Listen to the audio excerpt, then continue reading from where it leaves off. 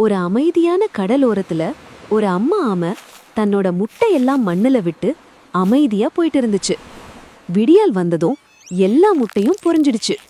குட்டி ஆமைகள் சந்தோஷமா கடல் நோக்கி ஓடுன. ஆனா ஒரு முட்டை மட்டும் லேட்டா பொரிஞ்சுது. அந்த சின்ன குட்டி ஆமை அம்மாவை எங்கன்னு தெரியாம தனிமையா நின்னுச்சு. மேல ஒரு ஈகிள் அதோட சாப்பாட வெயிட் பண்ணிட்டு இருந்துச்சு. பயத்தோட நைட்டு வரைக்கும் காத்திருந்து குட்டியாம கடலுக்குள்ள போயிடுச்சு. அப்போ ஒரு பழைய அறிவான ஆமை வந்து சொன்னது, எல்லாரும் சொல்றத கேட்காத, உன் வழிய மட்டும் பாரு. போகும் வழியில ஒரு ஷார்க் வந்து ஏமாத்த ட்ரை பண்ணுச்சு. என் வாயில போனா உன் அம்மா பத்தி சொல்லுவேன்னு.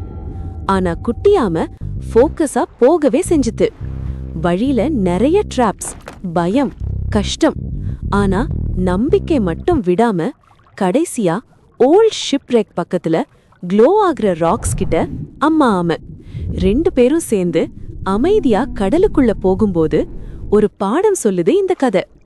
உன் கோல் கிளியரா இருந்தா யார் ஏமாத்தினாலும் நீ சேர்ற இடம் மாறாது.